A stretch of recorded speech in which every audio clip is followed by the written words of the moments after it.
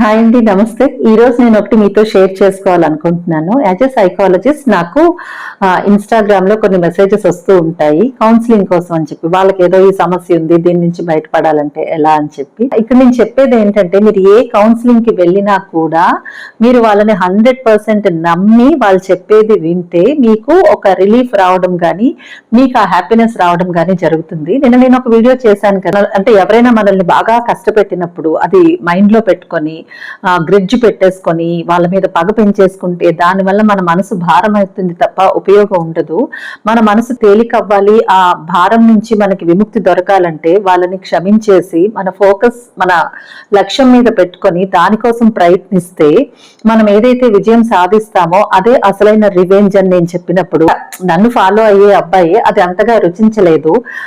Comment కూడా పెట్టాడు, ఏంటంటే రివెంజ్ తీర్చుకోకపోతే ఎలా మేడం, మరి మనల్ని కష్టపెట్టే వాళ్ళకి మనం పగ తీర్చుకోవాలి కదా మరి అన్నట్టుగా పెట్టాడు అనమాట. సో దానివల్ల నీకు వచ్చే ఉపయోగం ఏంటి? నువ్వు అనుకున్నది సాధించకపోతే నువ్వు ఎంత గ్రజ్జు పెట్టుకున్న ఉపయోగం ఏంటి? నువ్వు అనుకున్నది సాధించి చూపించినప్పుడు, నీకు సక్సెస్ వచ్చినప్పుడు అదే కదా అసలైన రివెంజ్. పైగా అతను అంటాడు, ఆర్ఎంపీ డాక్టర్ జ్వరం వస్తే డోలో 650 ఉదయం మధ్యాహ్నం సాయంత్రం వేసేయమన్నట్టుగా ఉంది మేడం, మాకు పర్మనెంట్ సొల్యూషన్ కావాలి, అది టెంపరీ, మళ్ళీ జ్వరం వచ్చేస్తుంది కదా, అలాగే మాకు పర్మనెంట్ సొల్యూషన్ కావాలి అని.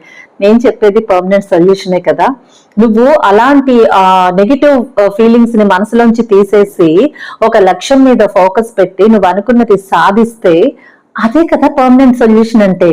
కాదంటారా మీరు? చెప్పండి, నాకు కింద కామెంట్స్ లో పెట్టేసేయండి, నేను ఇచ్చింది పర్మనెంట్ సొల్యూషనా కాదా అని. సరేనా? Bye, thank you.